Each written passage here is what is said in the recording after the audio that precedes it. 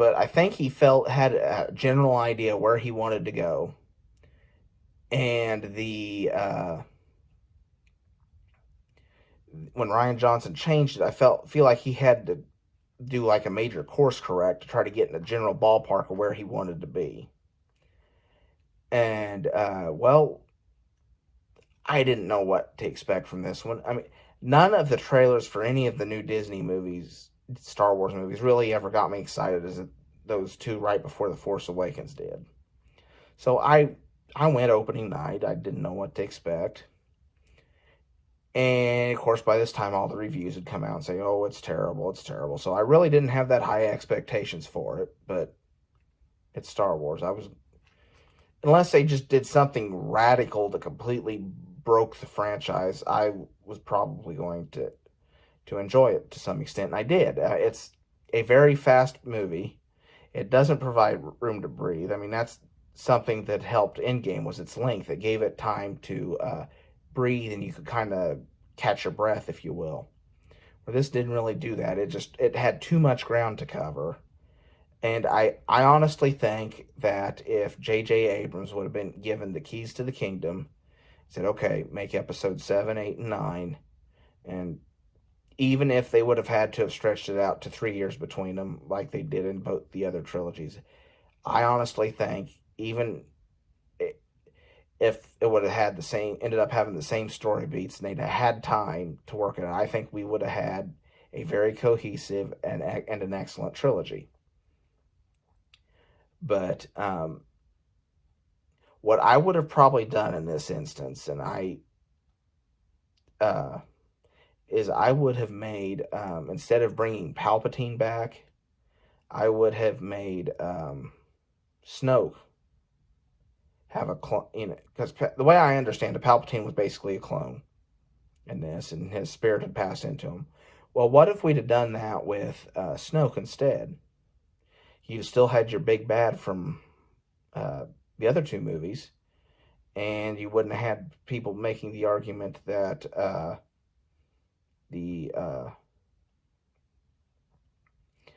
that it made it more about the Palpatine saga instead of the Skywalker saga. And yeah, I can see where people think that because they brought him back, but it also makes sense to bring back the villain you had for the other six movies. It makes sense to have one big bad for the whole franchise. But no, if they'd have made Snoke the clone, have his spirit pass from clone to clone, I think you would have had a lot less backlash on that. As for the Leia scenes, yeah, some of them feel forced and cramped, but really, I mean, they were stuck between a rock and a hard place. I mean, what do you do? Write her out and kill her off screen? I mean, they couldn't really. I don't feel like that would have been the fitting end either. It's kind of why I wish they would have figured a way to tweak it just a little bit to where she would have gone on, and Mark Hamill, who isn't really hardly in this movie, and as you find out, as I found out more since the movie came out, he really wouldn't have been in this movie much at all had there not been some reshoots. But I think that a character as important as hers, it needed to have the death addressed on screen.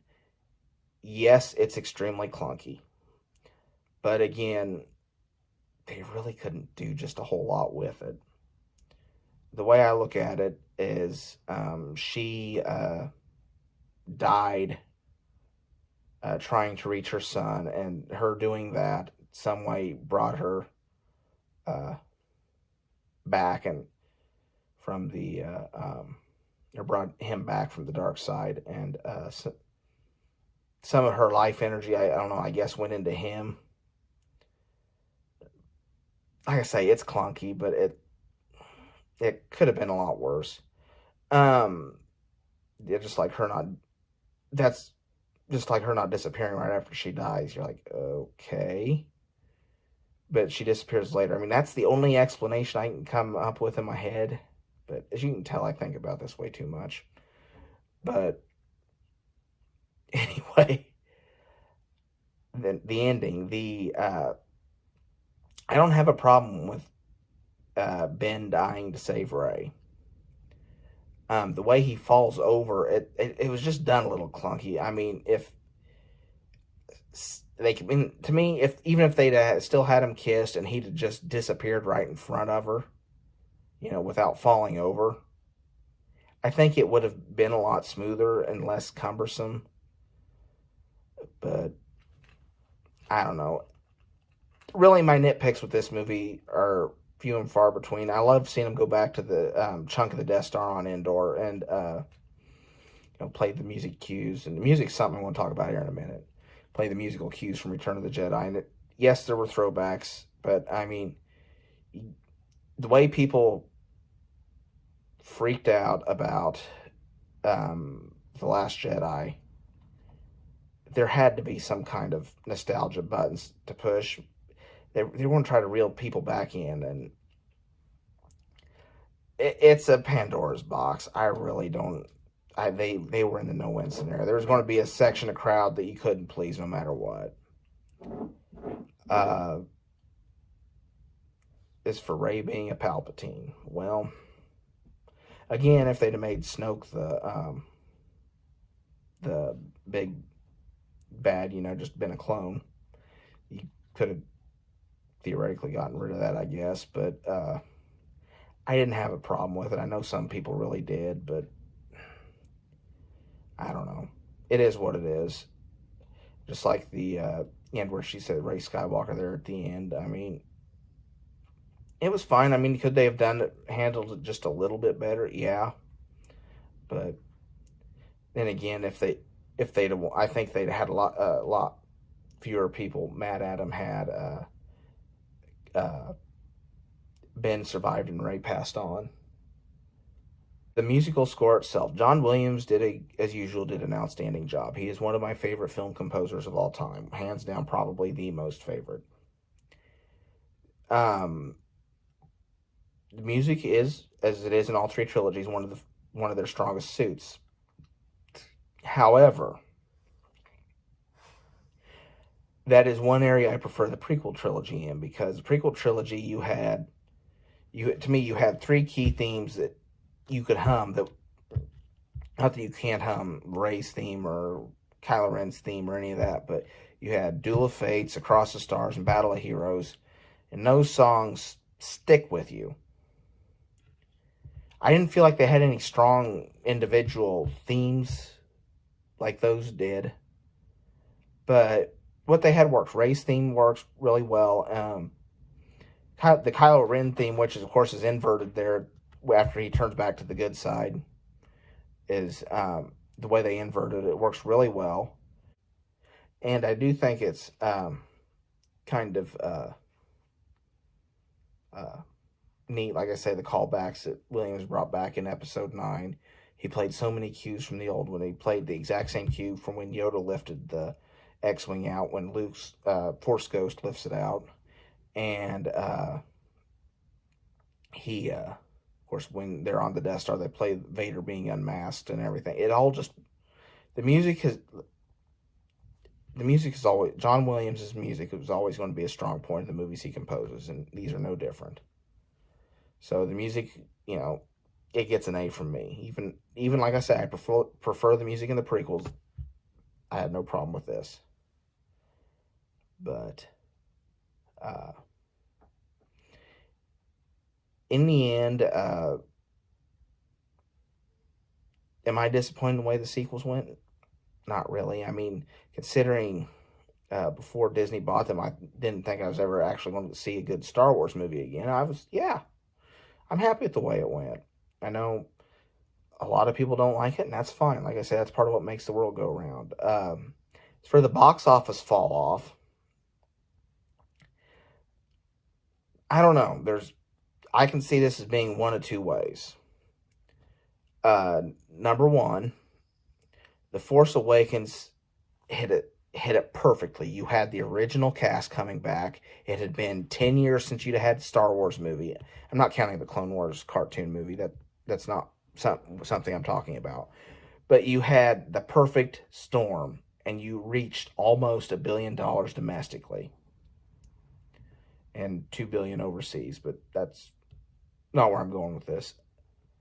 And like I say, and reason number one, because Rogue One made 500 and something million domestically. I think Rogue One, because everybody still had a little bit of Star Wars fever right after that came out, Rogue One carried substantially, I think, off and very much rode The Force Awakens coattails.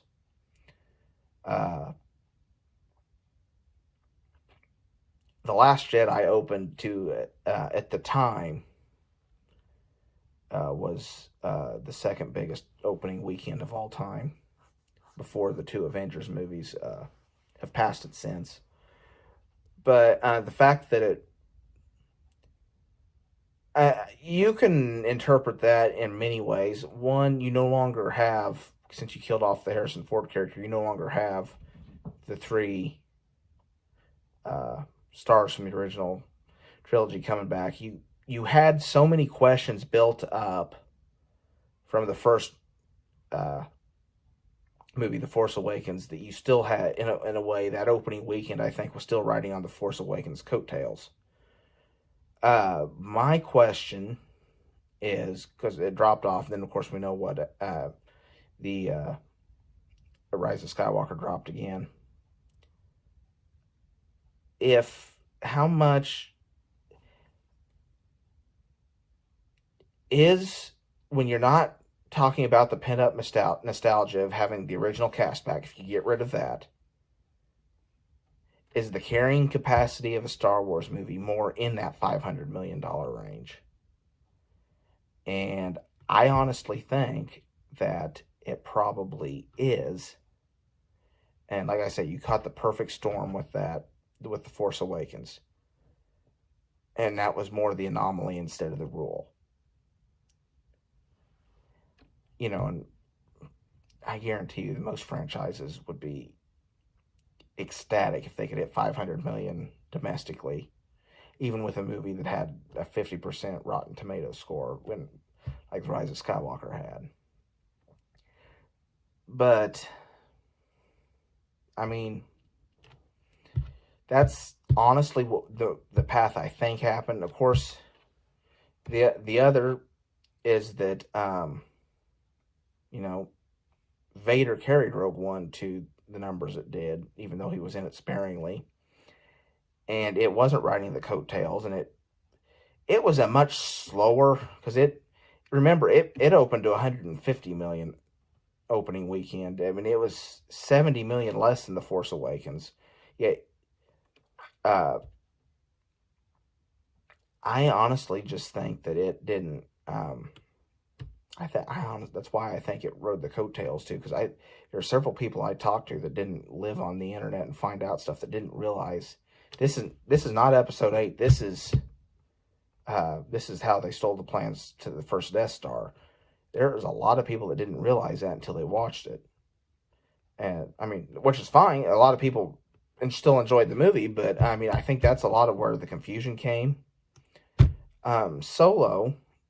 I think Solo was doomed from the start, and I really shouldn't be talking about. I didn't mean for that, but its decline. It had all that bad press. It wasn't a full. It was like 5 months after The Last Jedi, and everybody knew the backlash online that it had. But even still, if they hadn't had to reshoot it, you'd have had a much smaller budget. And had you had a more reasonable budget, I think everyone would have considered it okay, even if it made what it made. But if you hadn't had the bad press that I think kept people away from, changing the directors and stuff, I think it probably would have made more in that instance. As much of a perfect storm as Force Awakens was to go one way, Solo kind of was the other way.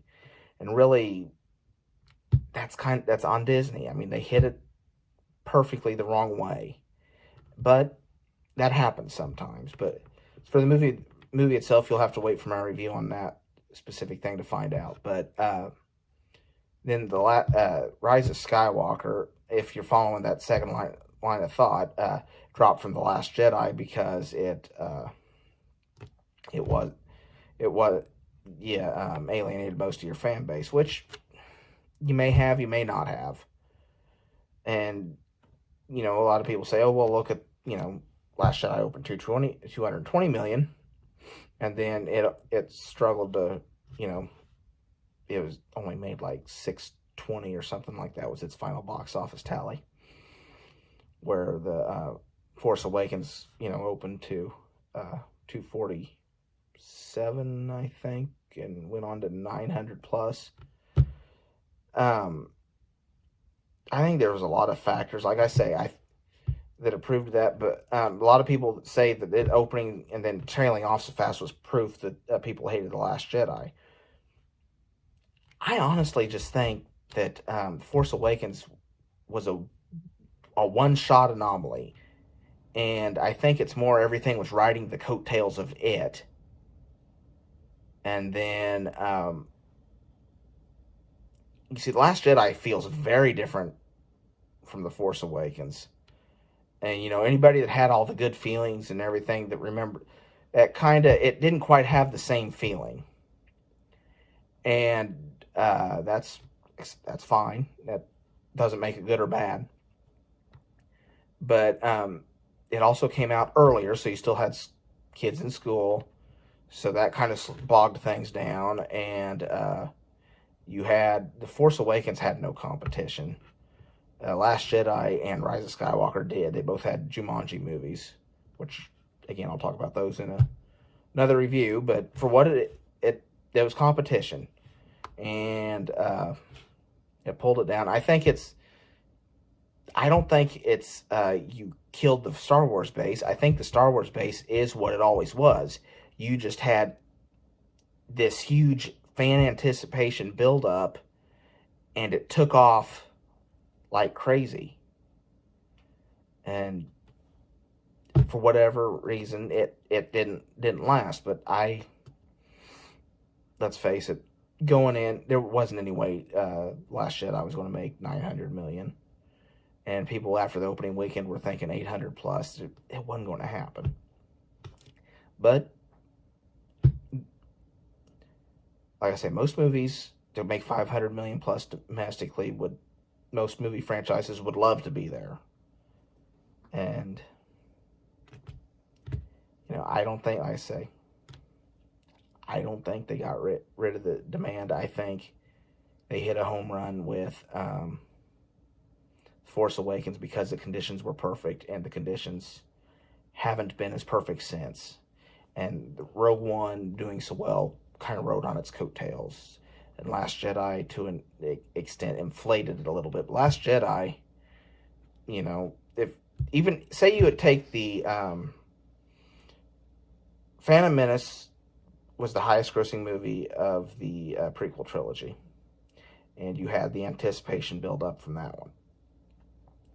Okay, well, now take Attack of the Clones and Revenge of the Sith. And say you build, or you adjust it to today's dollars, which is going to be incredibly hard to do because back then you didn't have the 3D and all those upcharges and stuff. But I believe I read somewhere where they adjusted the $500 million range. And that puts these in line with that. And it's, I don't know, I think that's where the Star Wars movies live. They're in the $500 million range. And to me, that isn't anywhere near being dead. I just think you hit a home run with The Force Awakens by accident. And they couldn't live up because the conditions were not similar. You haven't had 10 years in between. You haven't not had the original cast since 1983. You haven't. It is what it is. Oh, you can see my cat back there. Say hi to Snowball, everyone. But, well, that's all I've got on the sequel trilogy. I'm going to review the films as a whole, rank the Skywalker saga as a whole in my next video, and talk about a lot of the extras and stuff like that. So thank you so much for watching. If you enjoyed the content of this video, like and subscribe to my channel. And thank you so much for watching. Feel free to follow me on Facebook and Twitter. Just search for Bob the Film Guy.